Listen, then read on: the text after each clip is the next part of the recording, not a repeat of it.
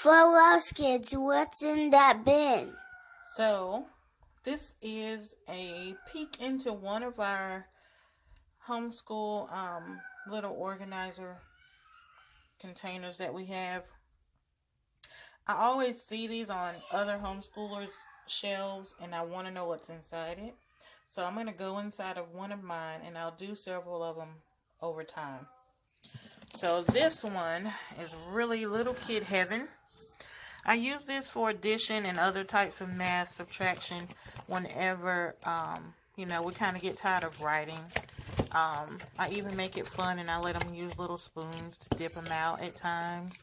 So they would take one of these and dip out one at every turn. So we've got some foam blocks. I got those from the Target Dollar Spot.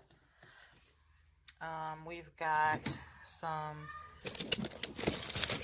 other little jars that I got from Target a couple of years ago. This is dinosaurs, and you got all of these in here, and they use them to count and learn to count one by one, learn to add. We also have kittens and puppies, and we've got little Lego men that we put in a jar, and they use these little guys. We've got Lynx, of course. We've got from the dollar store. We use these a lot. They like the sound of dropping these off. And then for when they get really good, we use these. And we have them just throw them up in the air, and we say addition or subtraction. So Brandon did these, and sometimes we still do it because he likes it. And you just take these and throw them up in the air. Okay, 6 plus 3. And he has to tell me. And he's pretty good at doing mental math now, so that works quickly with him. And I'll use this for if we need to write our plus and stuff on top of that. So say when the little kids start, if we need to do it in a slower pace, we'd put the 6, write a plus on here, and then grab another one and write equals, and then they take a block and put the answer if they can, or tell me. Let's see, I also got these blocks. Target had these this year, actually. And so you mark them down. They put the 5, and then you put your plus or your minus, and then you put your other number, whatever number that is. And then what I have my kids do is they use the blocks to come up with the math, the equation. And then we would take something like these, or whatever they choose out of here, and they would model it out.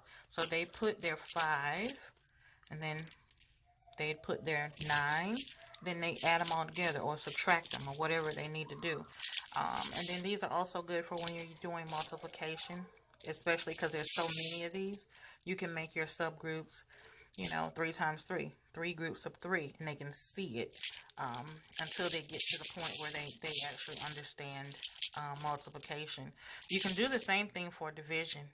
You take them and you put all 3 groups up there, and then you say, how many groups of 3 can I take out of 9? Write the equation out and have them pull them out. And we'll show you some of that as time goes on. But this little bin, I have a lot of different things in here. We use it for everything. And sometimes they even like to use the tweezers to pick up things because, fine motor is always a challenge. When they're little, you're trying to get them to be able to write. So anything you can do with their hands is helpful to get them to be a better writer. So I have a lot of different things in here for that reason. Little beads, anything small that they can lift and use to manipulate for math. That's what's in here. This is our little math cube that we use.